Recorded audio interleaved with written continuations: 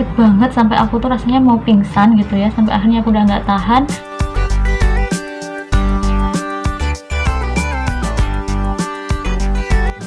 Assalamualaikum, welcome back to my YouTube channel. Hari ini aku mau share ke kalian tentang pengalaman aku ngejalanin yang namanya hidrotubasi ketika program hamil. Jadi kalian wajib tonton video ini karena aku bakal ngejelasin apa itu hidrotubasi, tujuannya untuk apa, prosesnya gimana, dan hasil akhir dari hidrotubasi itu sendiri seperti apa. Apakah beneran berhasil hamil atau enggak.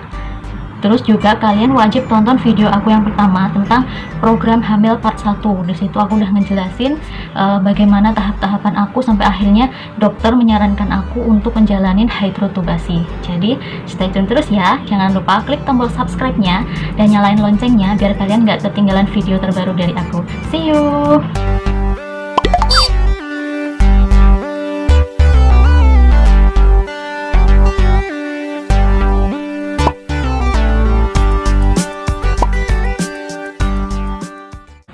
Oke, jadi langsung aja ya, aku bakal ngejelasin ke kalian apa sih itu hidrotubasi. Jadi hidrotubasi itu adalah istilah medis. Kalau istilah awamnya itu namanya tiup rahim. Nah, kalau dokternya sendiri ngejelasin ke aku waktu itu, hidrotubasi itu adalah tindakan di mana dokter akan menyemprotkan cairan ke rahim kita. Itu fungsinya untuk membersihkan rahim kita dari sisa-sisa haid yang tidak lancar atau jaringan-jaringan rusak yang harusnya udah luruh dan itu tetap di rahim kita, itu bisa dibersihkan dengan hidrotubasi.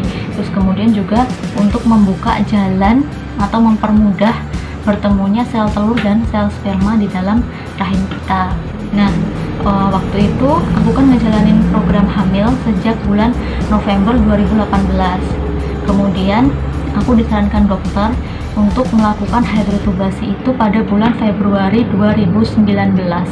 Jadi aku ngejalanin hidrotubasinya bulan Februari ya. Bulan Februari itu aku disarankan untuk melaksanakan hidrotubasi itu hari ke-10 atau ke-11 menstruasi, karena tanggal 12-nya atau hari ke-12-nya itu kan kita udah masa subur. Nah, dokternya berharap tanggal 12 atau pas masa subur itu kita bisa mengoptimalkan ikhtiar kita. Jadi oke, aku akhirnya datang ke rumah sakit di tanggal ke-11 menstruasi aku. Di situ aku seperti biasa ya ngurus administrasi, terus kemudian nunggu di ruang tunggunya sampai akhirnya aku dipanggil masuk ke ruangannya dokter. Nah, di ruangannya dokter itu dokter ngejelasin lagi. Jadi nanti hidrotubasi itu gini ya Mbak ya. Sudah, akhirnya aku diarahkan sama perawatnya untuk baring di tempat tidur ruangan tersebut. Terus aku diposisikan kayak posisinya orang mau melahirkan. Nah, setelah itu dokter menyiapkan semuanya dan ketika dokter mulai memasukkan alatnya ke rahim kita, itu benar-benar kerasa banget, benar-benar sakit rasanya, karena memang tindakan itu dilakukan tanpa bius dan tanpa obat nyeri ya. Oke, setelah alatnya masuk, kemudian dokter mulai menyemprotkan cairannya ke rahim aku dan itu sakitnya Masya Allah luar biasa. Itu pengalaman berharga banget buat aku, sakit banget itu tuh. Padahal kata dokternya itu waktu menjelasin tadi, katanya rasa sakitnya tuh kayak kram waktu mau haid, tapi ini tuh 3 kali sakitnya dari rasa kram mau haid. Sampai akhirnya aku nangis di situ. Aku udah istighfar, astagfirullahaladzim, Allahu Akbar, aku udah kayak gitu, mungkin sampai berisik di ruangan ya. Tapi ketika dokter ngomong, oke Mbak, tindakannya udah selesai, alhamdulillah. Setelah saya pantau dari USG, saluran tuba kanan dan kiri paten, tidak ada hambatan, dan insya Allah rahimnya sudah bersih. Itu tuh rasanya Masya Allah, itu plong banget di hati aku. Ya Allah, ternyata aku tuh benar-benar sehat gitu, nggak ada masalah apa-apa. Dan mungkin selama ini memang belum waktunya aja Allah ngasih rezeki itu ke aku gitu. Setelah dokter mengatakan seperti itu, agak tenang sih di perasaan sini, tapi rasa sakitnya tuh belum hilang gitu. Sakitnya tuh banget sampai aku tuh udah nangis, aku muntah juga di ruangan situ. Terus sampai akhirnya aku minta ke perawatnya, mbak aku minta dikasih obat nyeri karena aku udah nggak tahan lagi. Akhirnya sama susternya aku tuh dikasih obat nyeri yang dimasukkan lewat dubur, itu pun nggak langsung hilang gitu. Aku harus dipindahin ke ruangan lain dulu, istirahat di ruangan itu kurang lebih 1 jaman baru obatnya bereaksi dan berangsur-angsur hilang sakitnya itu. Nah, untungnya aku tuh sama suami aku gitu, aku nggak bisa ngebayangin gitu ya kalau aku sendirian terus dalam keadaan kayak gitu, terus aku mau minta tolong sama siapa gitu. Jadi buat kalian yang direkomendasiin buat ngelakuin tindakan entah itu HSG atau tiup rahim, kalian wajib banget ngajak suami atau keluarga terdekat kalian lah, jangan sampai kalian sendirian. Ini tuh untuk mengantisipasi kalau kejadian kayak aku kayak gini, yang mungkin akunya nggak tahan nyeri ya, sampai mau pingsan rasanya. Jadi kalau ada yang nemenin kita tuh kan ada yang ngejagain kita gitu. Nah, kalau untuk biayanya sendiri dari tindakan hidrotubasi itu, kemarin aku tuh sekitar 750 sampai 850 ribu. Itu udah jasa tindakan sama jasa dokternya.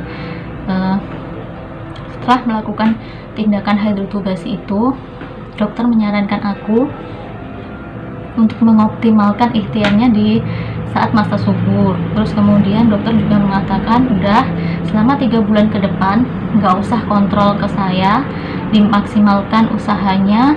Kalau 3 bulan ikhtiar nggak berhasil baru kamu kontrol ke saya gitu kan. Udah, setelah itu aku kan nunggu tuh ya, sebulan setelah tindakan nggak positif juga, bulan kedua nggak ada tanda-tanda positif juga, dan bulan ketiga itu aku udah pasrah banget. Ya Allah, kalau memang belum rezekinya aku, oke, aku siap-siap dari segi keuangan, siap-siap dari mental aku untuk menerima kenyataan, dan oke, kalau bulan yang terakhir ini pun aku nggak berhasil hamil, aku bakal kembali ke dokter lagi, aku bakal lanjutin ikhtiar aku. Jadi aku benar-benar udah gimana ya, udah pasrah gitu ya. Tapi justru di saat aku pasrah, di saat aku ya udah pokoknya apapun hasilnya aku terima, tapi subhanallah, masya Allah, tabarakallah, Allah mengabulkan doaku di saat aku benar-benar lagi pasrah. Dan itu pertama kalinya aku melihat 2 garis merah di test pack, pertama kalinya selama 1 tahun aku nikah. Itu benar-benar ya Allah, nggak bisa diungkapin dengan kata-kata banget. Aku udah lemes, gemeter, nggak nyangka banget bakal melihat 2 garis. Walaupun hasil akhirnya nggak berjalan dengan bagus ya, aku akhirnya harus dikuretase karena janin aku nggak bertahan. Untuk ceritanya kayak gimana, kalian bisa tonton di video aku yang promil part 1 ya.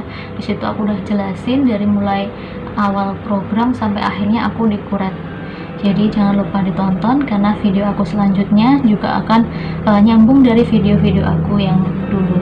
Nah, dari kejadian itu, dari perjalanan aku untuk program hamil, aku udah ngerelain resign dari kerjaan, ngejalanin hidrotubasi yang masya Allah sakitnya. Kemudian setelah itu aku pun harus mengalami kuretase, kehilangan apa yang selama ini aku impi-impikan banget. Dari kejadian itu semua aku belajar bahwa yang namanya rezeki itu nggak bisa kita paksain, nggak bisa ya Allah rezeki aku datengin sekarang loh, nggak bisa. Itu hak mutlaknya Allah, kapan mau ngasih rezeki buat kita. Dan anak itu adalah rezeki dari Allah, jadi kita cuma bisa berusaha, berdoa, dan hasil akhirnya cuma Allah yang menentukan. Jadi buat kalian yang lagi usaha, yang lagi promil, jangan pernah putus asa. Kalian harus terus usaha, terus doa, dan yakin bahwa Allah itu bakal ngasih di waktu yang tepat, di saat kalian udah benar-benar siap, di saat semua keadaannya benar-benar baik, dan di saat kalian mungkin benar-benar lagi pasrah, justru Allah akan datangkan keajaiban itu. Aku belajar banyak hal banget dari kejadian yang udah aku lalui. Dan setelah tindakan kuretase itu, aku mulai belajar buat ikhlas, buat nerima kenyataan bahwa memang ya Allah, mungkin selama ini aku terlalu egois, aku terlalu memaksakan kehendak aku untuk ya Allah aku mau hamil sekarang, aku pengen hamil, aku pokoknya mau hamil. Nah itu yang nggak boleh kita lakuin gitu.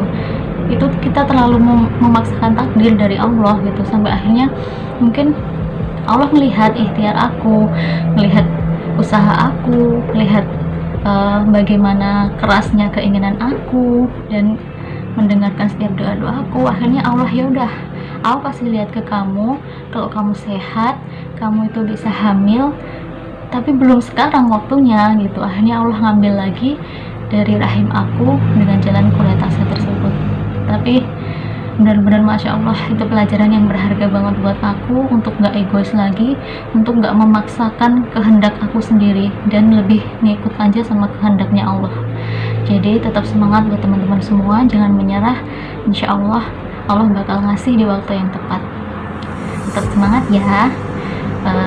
Cukup sekian dari aku, kita ketemu di video-video profil aku selanjutnya. Bye bye.